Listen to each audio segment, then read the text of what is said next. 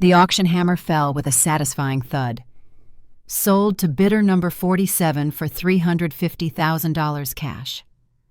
I smiled as my mother's face drained of color across the crowded room. The same lakefront property where she hosted family gatherings for 20 years while I was banned from attending now belonged to me. She had called me a rotten investment when she kicked me out at 18. Today, karma came knocking at her foreclosed front door. Call to action. Before we dive into this wild family revenge story, I have to ask, where are you watching from? Drop your location in the comments. And if you love stories about family karma coming full circle, smash that like button and hit subscribe, because this tale of betrayal and sweet justice is just getting started. Trust me, you will not believe what my own mother did to me and how the universe delivered the most poetic justice imaginable. My name is Scarlett, and this story began on my 18th birthday, when my mother, Patricia, decided I was no longer worth her investment. But to understand the depth of her betrayal, you need to know about the woman who raised me to believe family meant everything. Patricia Morrison was the kind of mother who looked perfect on the outside. She hosted elaborate dinner parties at our lakefront home, belonged to every charity board in town, and never missed church on Sunday. To the outside world, we were the ideal American family. My father had left when I was 12, but Patricia made sure everyone knew she was handling single motherhood with grace and determination. What people did not see was how she treated me behind closed doors. While she showered my younger brother Marcus with praise and opportunities, I became her personal disappointment. She constantly reminded me that I was not living up to my potential, that I was wasting her time and money. Every bad grade, every teenage mistake became evidence that I was fundamentally flawed. The breaking point came during my senior year of high school. I had been accepted to 3 colleges, including one with a partial scholarship. I was excited to share the news, thinking finally I might earn some approval. Instead, Patricia sat me down at our kitchen table with a manila folder full of receipts. "Scarlett, we need to talk about your future," she said, her voice cold and businesslike. "I have been calculating the return on investment for raising you, and frankly, the numbers do not look good." I stared at her in disbelief as she opened the folder. Inside were itemized lists dating back years: school clothes, tennis lessons, music classes, even grocery bills with my estimated portion highlighted in red ink. She had been tracking every penny spent on me like I was a business venture gone wrong.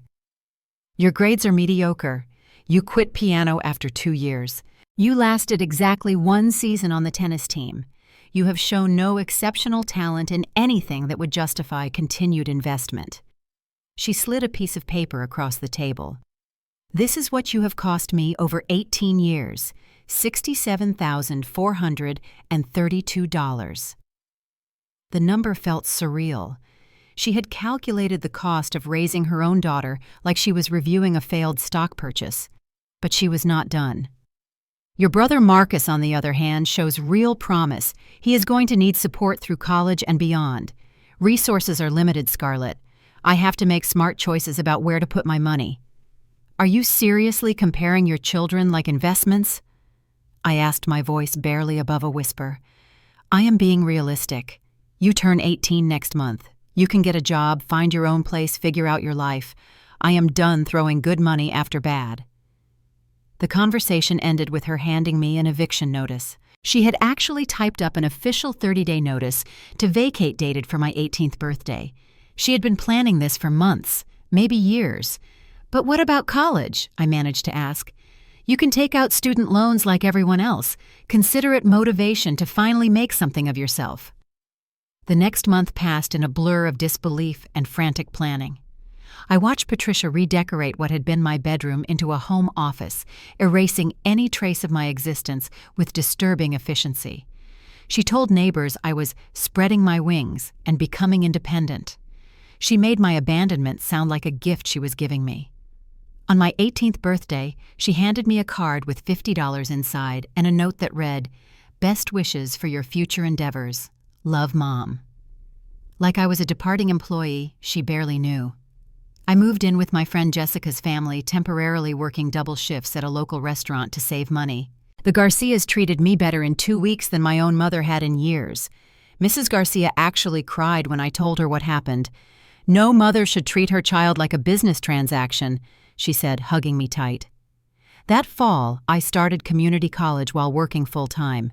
It was exhausting, but I was determined to prove Patricia wrong. I excelled in my business classes, discovering I had a natural aptitude for numbers and strategy. Ironic, considering my mother had dismissed me as a failed investment. During winter break, I drove past our old house, curious to see how Patricia and Marcus were doing. What I saw made my blood run cold. There were cars in the driveway I did not recognize, and through the windows I could see strangers moving around inside. I parked across the street and watched confused. That is when I saw Patricia loading boxes into her car. She was not visiting these people, she was moving out. But that made no sense. She owned that house outright, had bragged about paying off the mortgage early. I waited until she left, then approached the front door. A middle-aged man answered, and I explained I used to live there. He was sympathetic when I told him I was Patricia's daughter. "Oh, honey, I am so sorry. Your mother did not mention she had a daughter. We bought this place at auction last month, bank foreclosure. Such a shame when families lose their homes like that." The words hit me like a physical blow. Foreclosure, bank auction. But Patricia had kicked me out because money was tight, because she needed to focus resources on Marcus. She had made me believe I was the financial burden that was holding the family back. I drove straight to the courthouse and requested public records. What I found shattered everything I thought I knew about my family's situation. Patricia had not been struggling financially when she kicked me out. She had been stealing. The documents revealed a pattern of fraud spanning 3 years. Patricia had been embezzling money from the charity organizations where she volunteered. She had access to their accounts as a board member and had been systematically draining funds meant for local food banks and homeless shelters. The total amount was staggering, over $200,000. But that was not the worst part. The timeline showed she had started stealing money just months after my father left. She had been funding her lavish lifestyle and Marcus's expensive private school tuition with money meant to feed hungry families. And when the investigation began closing in, she had needed a scapegoat. Enter me, the disappointing daughter who was costing too much money. By kicking me out and painting me as a financial burden, she had created a narrative that explained why money was suddenly tight. She had used me as cover for her crimes while simultaneously removing a witness from the household. I sat in my car outside the courthouse holding those documents and felt something fundamental shift inside me. This was not just about abandonment or favoritism anymore. This was about justice. Patricia had stolen from the most vulnerable people in our community and had used me as an unwitting accomplice in her cover-up. She had called me a rotten investment. It was time to show her what a real investment looked like. The revelation about my mother's crimes changed everything. This was no longer just personal hurt from family rejection. This was about stolen money that should have gone to feeding homeless families and supporting struggling single mothers. Patricia had literally taken food from hungry children while calling me a financial burden. I spent the next week researching everything I could find about the embezzlement case. The local newspaper archives painted a devastating picture. 3 different charities had been affected: Hope Harbor Food Bank, Second Chances Homeless Shelter, and the Morrison County Children's Fund. Yes, she had stolen from a charity that bore our family name, one my grandmother had helped establish decades earlier. The articles described families who had been turned away from the food bank because supplies ran low unexpectedly, a homeless shelter that had to reduce operating hours because their funding mysteriously disappeared, children's programs that were canceled, leaving working parents scrambling for childcare. Patricia's theft had created a ripple effect of suffering throughout our community. But here was the most infuriating part: she had avoided criminal charges by agreeing to full restitution. Her lawyer had negotiated a deal where she would repay every stolen dollar plus interest, and in exchange the prosecutors would not pursue felony charges. She had bought her way out of prison time, just like everything else in her life. The restitution amount was brutal $273,000, including interest and penalties. The payment plan gave her 2 years to come up with the money, which explained why she was now living in a cramped apartment across town instead of our beautiful lakefront home. I realized she had lost the house not because of financial irresponsibility, but because she was legally required to liquidate assets to pay back her theft. The foreclosure was not random bad luck, it was justice finally catching up with her actions. This knowledge crystallized my purpose. I was not seeking petty revenge against a mother who had rejected me.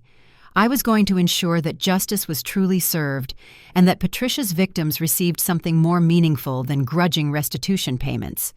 I threw myself into my studies with renewed determination, but now I had a clear goal beyond just proving her wrong. I was going to become successful enough to buy that house back and turn it into something that would honor the people she had stolen from. Every late night, studying every extra shift at work, every sacrifice I made was fuel for this larger mission. My business classes taught me about investment strategies, real estate markets, and financial planning. I discovered I had an intuitive understanding of market trends and risk assessment. My professors began encouraging me to consider transferring to a 4-year university, specifically praising my analytical thinking and strategic mindset. During this time, I also began volunteering at the same organizations Patricia had robbed. I did not tell them who I was. Initially, I just showed up at Hope Harbor Food Bank, offering to help sort donations. The experience was eye-opening in ways I had not expected. Mrs. Chen, the food bank director, was a tiny woman in her 60s who worked tirelessly to keep the organization running despite the financial setbacks they had experienced. She told me about the months when they had to turn away families because their budget had been mysteriously depleted. "We still have not fully recovered," she explained while we stocked shelves together. "That theft set us back years. We used to serve 200 families per month. Now we are lucky to help 150. I volunteered there twice a week, learning firsthand about the ongoing impact of Patricia's crimes. These were not faceless statistics. They were real people whose lives had been made harder by my mother's greed. Single mothers working multiple jobs who relied on the food bank to feed their children. Elderly people on fixed incomes who chose between medication and groceries. Families who had lost jobs and needed temporary help to get back on their feet. After 6 months of volunteering, I finally told Mrs. Chen who I was. I had been afraid she would blame me or ask me to leave, but her reaction surprised me.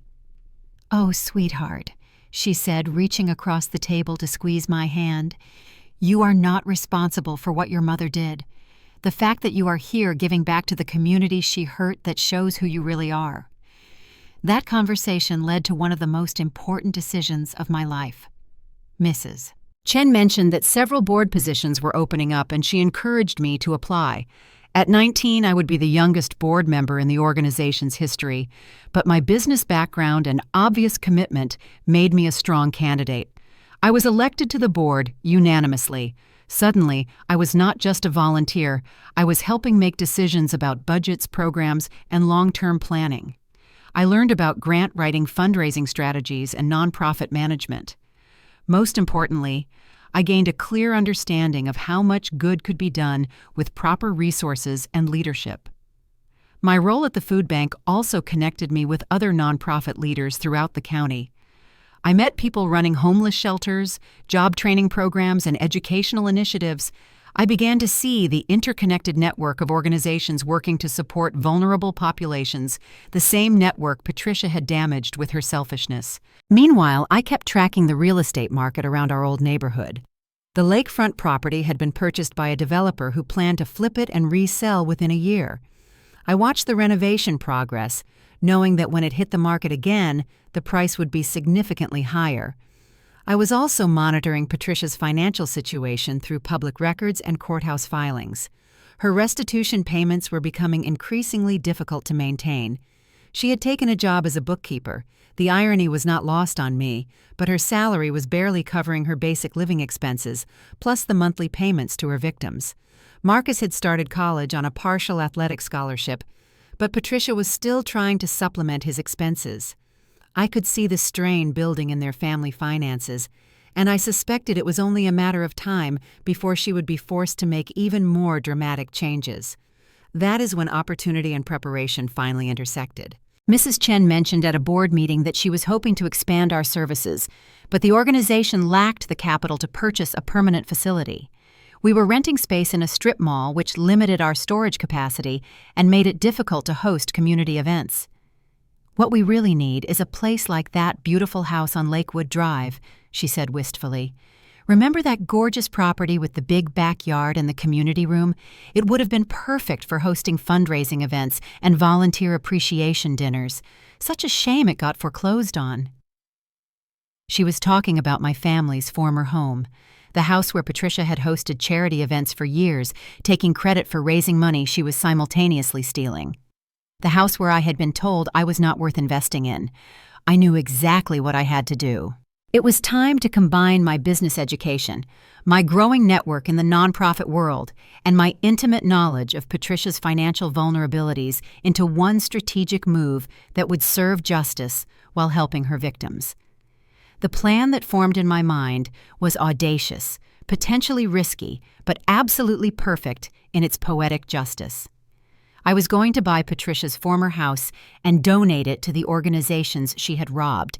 But first, I needed to make sure I had enough capital and the right partnerships in place. It was time to transform from victim to victor. The next 18 months became a masterclass in strategic patience and calculated risk-taking. While Patricia struggled to maintain her restitution payments and Marcus navigated his freshman year of college, I was building something she could never have imagined: a legitimate business empire founded on actual value creation rather than theft. My breakthrough came during my second year at community college when Professor Williams, who taught advanced business strategy, connected me with a local entrepreneur named David Rodriguez. David owned a chain of successful restaurants and was looking for someone to help him expand into catering and event planning. My combination of hospitality experience and business acumen impressed him enough to offer me a partnership opportunity. The deal was simple but brilliant. I would manage his new catering division while finishing school, and in exchange for sweat equity and a modest cash investment, I would own 30% of that branch of his business. David was betting on my potential rather than my current assets, giving me exactly the kind of investment opportunity Patricia had never believed I deserved. I threw myself into the work with an intensity that surprised even me. While other students were partying or sleeping in, I was up at 5 in the morning, planning events, coordinating with vendors, and building client relationships. The catering business exploded beyond our projections, especially after I suggested we specialize in nonprofit fundraising events. My insider knowledge of the nonprofit world gave us a competitive edge. I understood what these organizations needed: elegant events that maximized donations while minimizing costs. I could stretch budgets in ways that impressed board members and helped charities raise significantly more money than they had with previous caterers. Within 12 months, Rodriguez Catering had become the preferred vendor for every major charitable organization in the county. We were booked solid, and my 30% stake was generating more monthly income than Patricia made at her bookkeeping job. The irony was delicious. I was profiting by helping the same organizations she had stolen from. But financial success was only part of my growing strategy. Through my work with various nonprofits, I was building relationships with some of the most influential people in the community: bank presidents, city council members, successful business owners, and media personalities. All knew me as the young entrepreneur who was making their fundraising events memorable and profitable. These connections proved invaluable when I learned that the developer who had purchased our old house was struggling to find a buyer. The renovated property was beautiful, but the asking price of $450,000 was steep for the local market.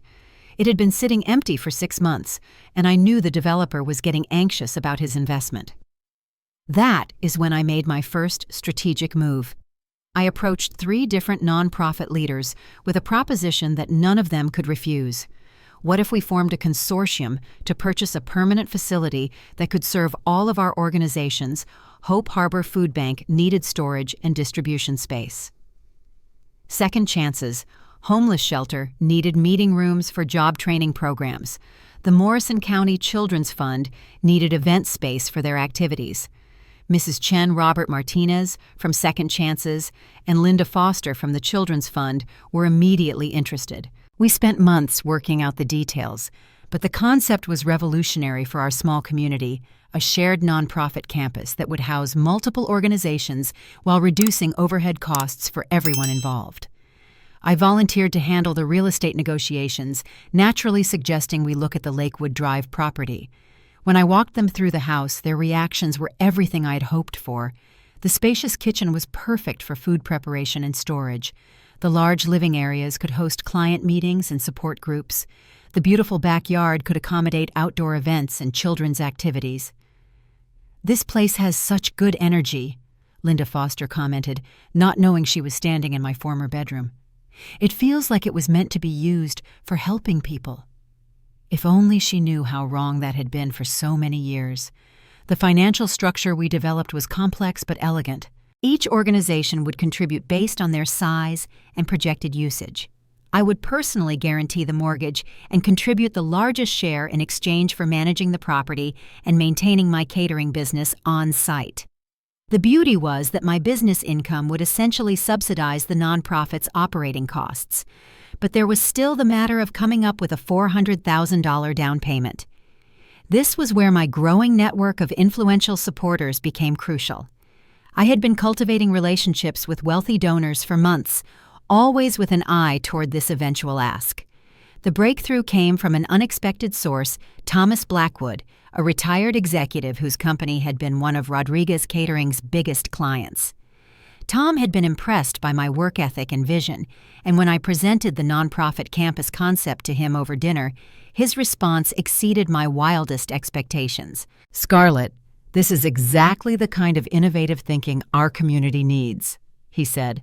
"How much capital do you need to make this happen?"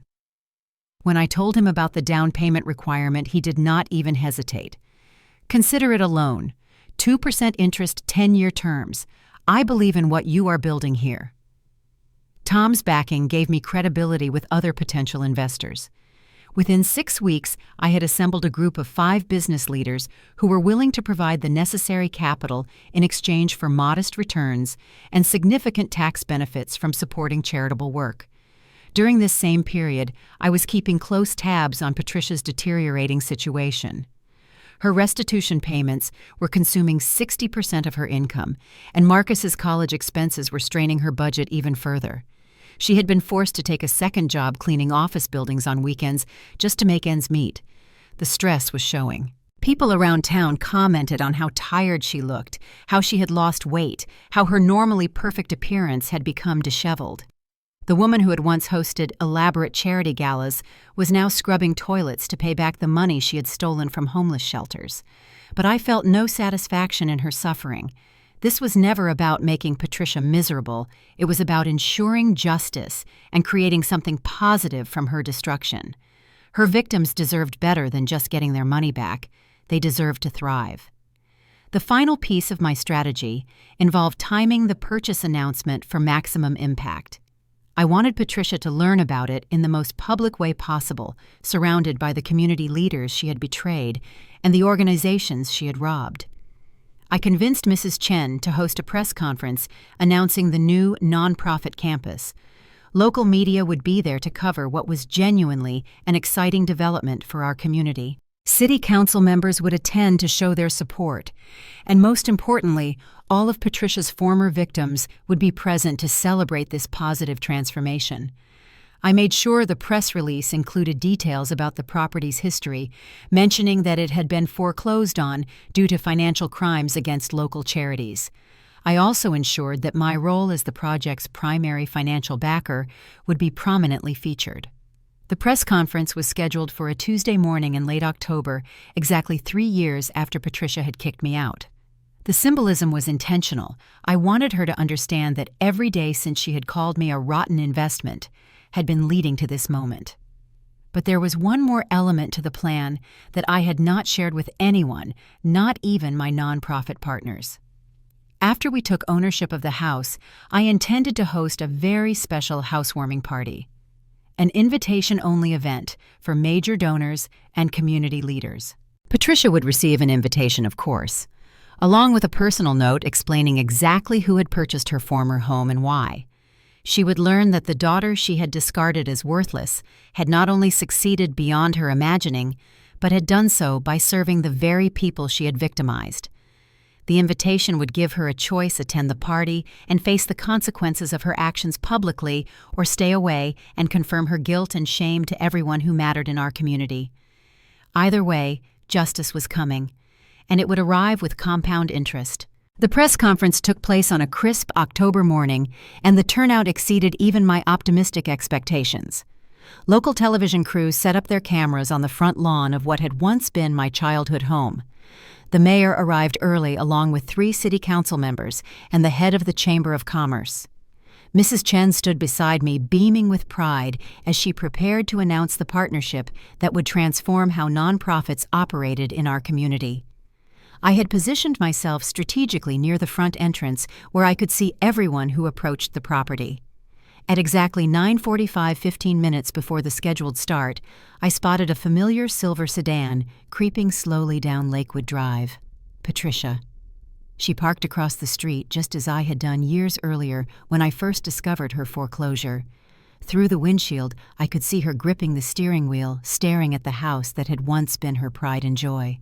Her face was gaunt, her hair pulled back in a messy ponytail that would have horrified the woman who had once spent hours perfecting her appearance for social events. For a moment, I almost felt sorry for her. Almost. Mrs. Chen approached the microphone that had been set up on the front porch. "Ladies and gentlemen, thank you for joining us this morning for what truly represents a new chapter in our community's commitment to serving those in need." She began explaining the nonprofit campus concept, describing how 3 organizations that had struggled individually would now thrive together. She talked about expanded services, improved efficiency, and the innovative funding model that made it all possible. Then she introduced the project's primary benefactor. This vision became reality through the generosity and leadership of someone who exemplifies the best of our community values. Please join me in thanking Scarlett Morrison, whose investment and commitment have made this dream possible. I stepped to the microphone, acutely aware that Patricia was probably hearing my name for the first time in years through her car radio, or possibly through the live stream that the local newspaper was broadcasting. I had specifically requested that my full name be used in all announcements. Thank you, Mrs. Chen. 3 years ago, I learned some painful truths about my family and my community.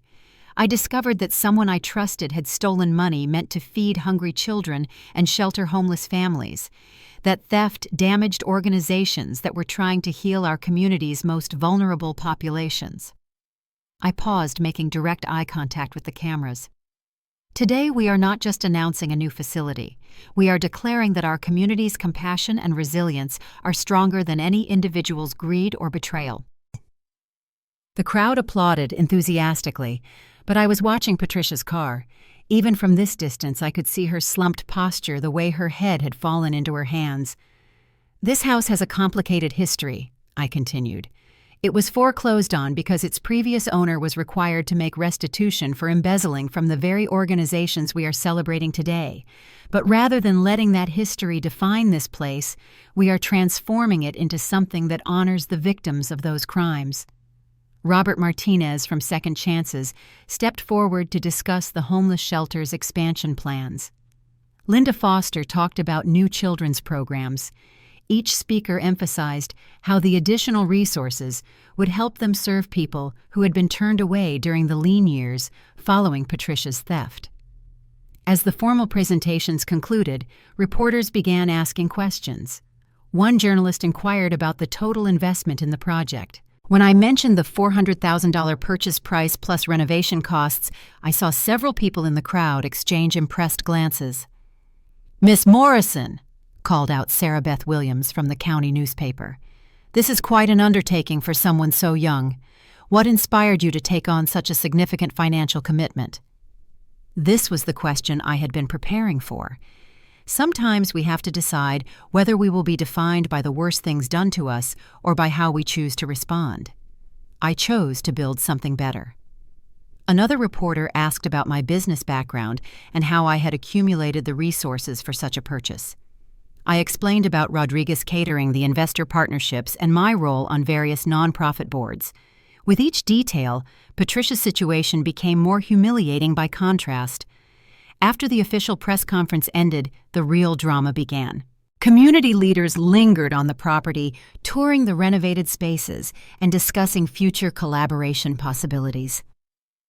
Thomas Blackwood, my primary investor, was holding court near the kitchen, explaining to other business leaders why supporting this project made sense, both philanthropically and financially. That is when Patricia finally gathered enough courage to approach the house. She walked slowly up the driveway, her entire body language screaming reluctance and dread. Mrs. Chen spotted her first and immediately stiffened. "Patricia Morrison," Mrs. Chen said coolly, "I am surprised to see you here." The conversation that followed was everything I had hoped for and more devastating than I had expected.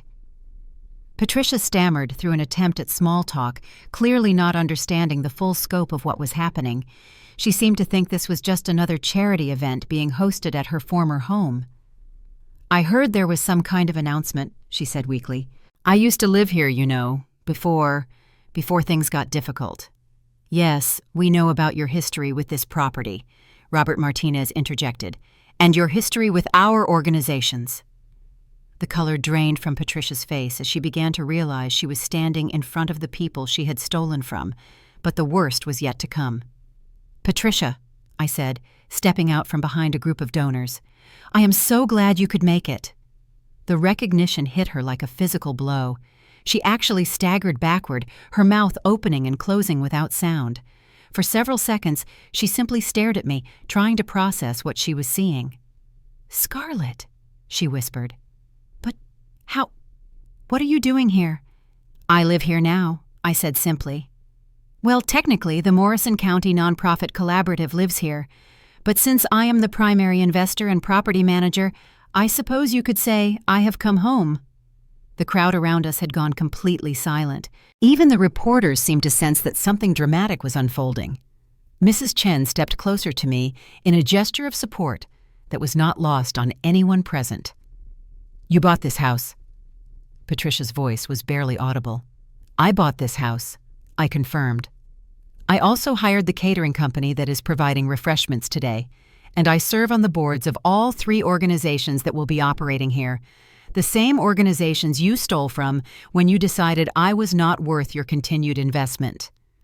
Patricia looked around desperately, finally understanding that everyone present knew exactly who she was and what she had done.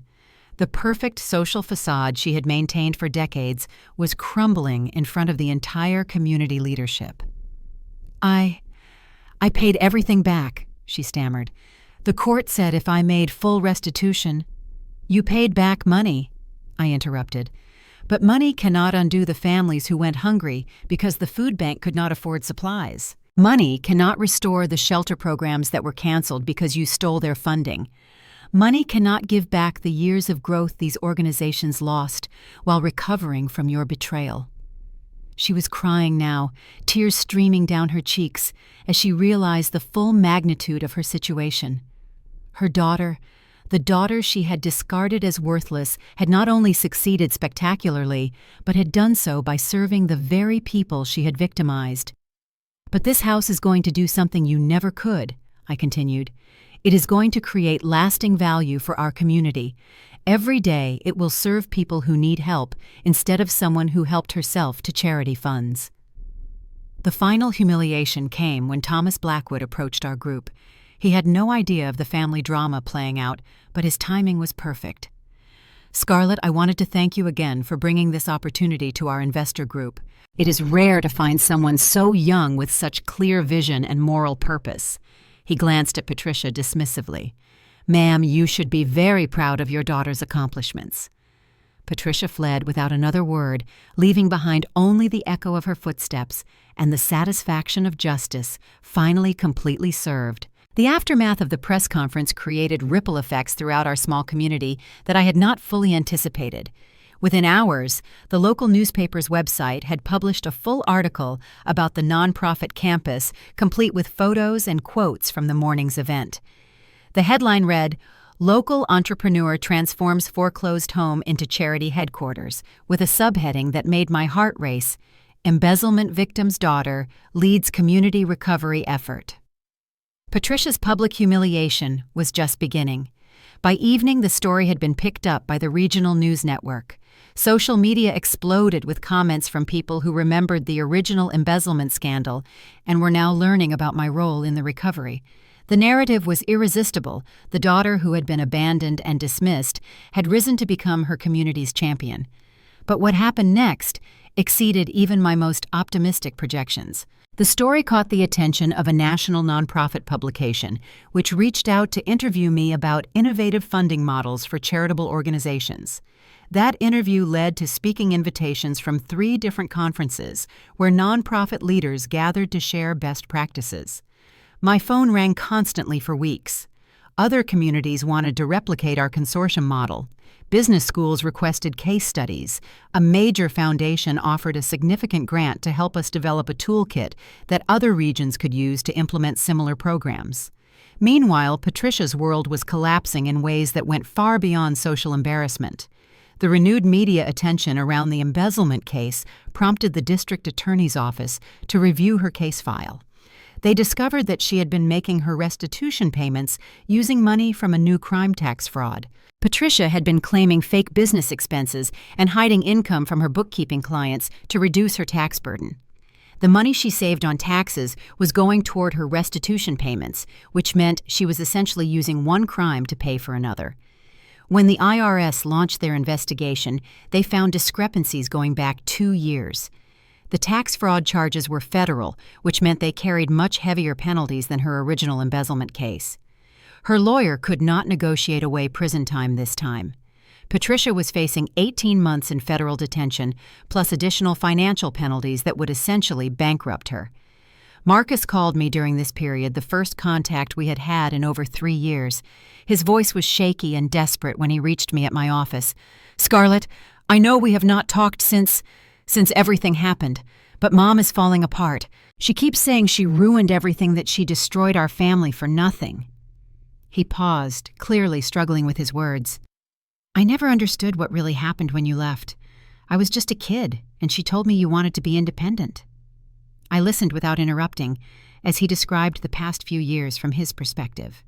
He had genuinely believed that I had chosen to leave home, that our family's financial struggles were due to normal post-divorce difficulties.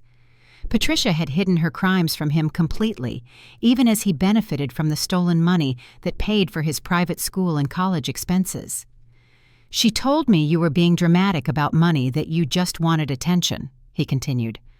"But now that I know what she did—" "God, Scarlett, she stole money from homeless shelters, from food banks.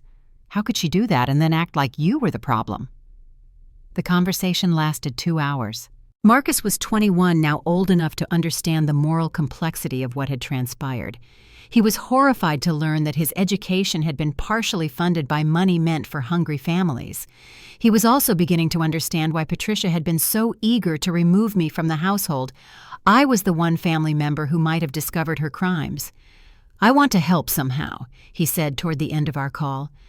"I do not have much money, but I could volunteer at the nonprofits or help with your catering business or something. I need to do something to make up for what she did." I was touched by his offer, but I also recognized an opportunity to teach him something important. "Marcus, you are not responsible for her crimes, but you are responsible for what you do next. If you want to help focus on becoming someone who creates value instead of taking it." He took my advice seriously. Marcus transferred to a state school to reduce his expenses and started volunteering at a different food bank in his college town. He also changed his major from business administration to social work, inspired by seeing the impact that charitable organizations could have on communities. Patricia's sentencing hearing was scheduled for January, exactly 4 years after she had first kicked me out of our family home. I decided to attend not out of spite, but because I wanted to see this chapter of my life officially closed. The courtroom was smaller than I had expected, and Patricia looked even more diminished sitting at the defendant's table. She had lost significant weight, and her hair had gone almost completely gray. When she turned to scan the gallery, our eyes met briefly. I saw no anger there, only defeat, and something that might have been regret. Her lawyer made a brief statement about her cooperation with authorities and her completion of restitution for the original embezzlement. But the federal prosecutor was thorough in explaining how her subsequent tax fraud had undermined any claim of genuine remorse or rehabilitation. The defendant used criminal activity to fund her court-ordered payments, he stated. This demonstrates a continued disregard for the law and a willingness to victimize taxpayers in order to appear compliant with previous sanctions. The judge sentenced Patricia to 15 months in federal prison, followed by 2 years of supervised probation. She would serve her time at a minimum security facility about 3 hours away, and upon release, she would be required to participate in financial counseling and community service. As court adjourned, Patricia approached me in the hallway. She moved slowly, like someone much older than her 52 years. "Scarlett," she said quietly, "I need you to know that calling you a bad investment was the worst mistake I ever made. Not because of how successful you became, but because I failed you as a mother long before that day." I studied her face, looking for signs of manipulation or self-pity. Instead, I saw something I had never witnessed before: genuine accountability. "I cannot undo what I did to you or to those organizations," she continued. "But I want you to know that watching what you built from this mess, it is the first time in years that I have felt proud, instead of ashamed of being your mother." She walked away before I could respond, leaving me alone in the courthouse hallway with emotions I was not prepared to process. For 4 years I had been driven by a desire to prove her wrong, to show her that I was worth investing in. But standing there watching her disappear into an uncertain future, I realized that my success had never really been about her at all. It had been about the community that had embraced me when my family rejected me. It had been about the organizations that had taught me what real value creation looked like. It had been about becoming someone who could transform pain into purpose, betrayal into blessing. Patricia was going to prison, but I was finally free. 2 years have passed since Patricia began serving her sentence, and the transformation of both our lives continues to amaze everyone who knows our story. The Morrison County Nonprofit Collaborative has exceeded every projection we made during those early planning sessions. Hope Harbor Food Bank now serves over 300 families monthly, nearly double their capacity before Patricia's theft. Second Chances Homeless Shelter has expanded to include job training programs that have helped 87 people find permanent employment. The Children's Fund has launched after-school programs that serve more than 200 kids whose parents work multiple jobs. But the most meaningful change is not in the numbers, it is in the atmosphere. The house that once hosted superficial social gatherings now buzzes with genuine community connection. Families arrive each morning to collect food assistance and stay for coffee and conversation. Homeless individuals attend job interviews wearing donated professional clothing and leave with restored dignity. Children run through the backyard where I once felt so isolated, their laughter echoing off the same walls that witnessed my mother's cold calculation of my worth. Rodriguez Catering has grown beyond anything David and I initially imagined. We now employ 15 people full-time and have expanded into 3 neighboring counties. My equity stake has made me financially independent before my 25th birthday, but more importantly, our success has created jobs for people who needed second chances. 4 of our employees are graduates of Second Chances job training program. 3 others are single mothers who receive childcare support through the Children's Fund. The speaking engagements that began after our press conference have evolved into a consulting business that helps communities across the country replicate our nonprofit consortium model. I travel extensively now, working with organizations in cities from Portland to Philadelphia, teaching them how to transform individual struggles into collective strength. Each presentation includes Patricia's story, not to shame her, but to illustrate how communities can recover from betrayal and build something better than what existed before. Marcus completed his social work degree last spring and accepted a position with a nonprofit organization that provides services to formerly incarcerated individuals. He visits Patricia regularly and has become her strongest advocate for successful reintegration into society. Their relationship has taught me something unexpected about forgiveness. It does not require forgetting or excusing harmful behavior, but it can create space for people to become better than they were. Patricia was released from federal prison 6 months ago and now lives in a supervised halfway house in the next county. She works as a data entry clerk and participates in mandatory financial counseling. Every penny she earns above basic living expenses goes toward additional restitution payments to her victims, even though her legal obligations were satisfied years ago. She has requested permission to volunteer with organizations that help white-collar offenders understand the impact of their crimes, though she has not yet been approved for such roles. The most surprising development came 3 months ago when Patricia sent me a letter through Marcus. She had written it with careful deliberation, acknowledging the full scope of how her actions had damaged not only her direct victims, but also me, Marcus, and our extended family relationships. The letter included something I had never expected: a detailed apology that demonstrated genuine understanding of the pain she had caused. But what moved me most was the final paragraph. "I know I have no right to ask for anything from you, but I hope someday I can see what you have built in our old house, not because I have any claim to it, but because I need to witness how healing can grow from the harm I created. You transformed the worst thing I ever did into the best thing our community has gained." I have not decided whether to grant that request.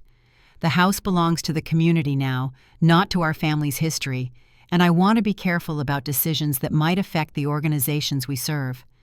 But I am no longer driven by anger or the need to prove anything to Patricia.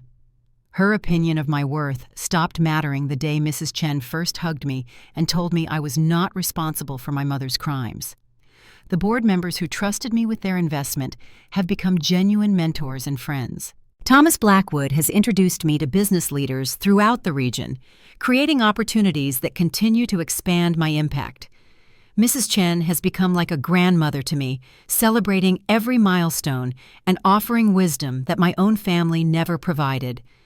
David Rodriguez treats me as an equal partner and has encouraged me to consider opening additional restaurant locations that could provide even more jobs for people who need fresh starts. These relationships have taught me what healthy family dynamics actually look like. They have shown me that loyalty is not owed simply because of shared genetics, but must be earned through consistent care and respect. They have demonstrated that the most important investments are not financial calculations, but commitments to helping each other become better than we could be alone. Last month, we hosted our second annual Donors Appreciation Dinner in the house's backyard. More than 200 people attended, including city council members, business leaders, and many of the families our organizations serve. Children played on the same lawn where I once sat alone wondering why I was not worth loving. Parents shared stories about how food assistance had helped them through difficult transitions. Formerly homeless individuals described the job training programs that had given them hope for stable futures. As I watched the celebration unfold, I realized that Patricia had been right about one thing: I was a bad investment from her perspective. She had wanted someone who would reflect well on her social status and require minimal emotional engagement. She had wanted a child who would validate her self-image as a successful mother without challenging her self-centered worldview.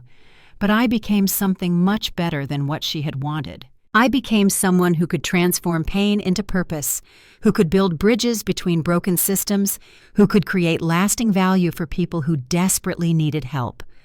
I became the kind of person who deserves genuine love and respect, not because of what I can provide others, but because of who I chose to become, despite the circumstances of my upbringing. The greatest victory is not that I proved Patricia wrong about my potential. It is that I discovered a community of people who see investment in terms of human flourishing rather than financial returns. They taught me that true success is measured not by what we accumulate, but by what we contribute to making our world more compassionate and just. So let me ask you something as we wrap up this incredible journey together. Have you ever had to choose between bitter revenge and meaningful justice in your own family situations? Have you discovered that the best response to betrayal might be building something beautiful that serves others? Drop your thoughts in the comments below. I read every single one and love hearing your stories of overcoming family drama through positive action. If this story of transformation and community healing resonated with you, please hit that like button and subscribe for more real-life stories about finding strength in unexpected places. Share this video with someone who might need to hear that their worth is not determined by family members who fail to recognize their value. Thank you for joining me in this story of justice, growth, and chosen family. Remember, sometimes the greatest investment returns come not from what we gain for ourselves, but from what we create for others who need hope restored. Until next time, keep building bridges and transforming pain into purpose.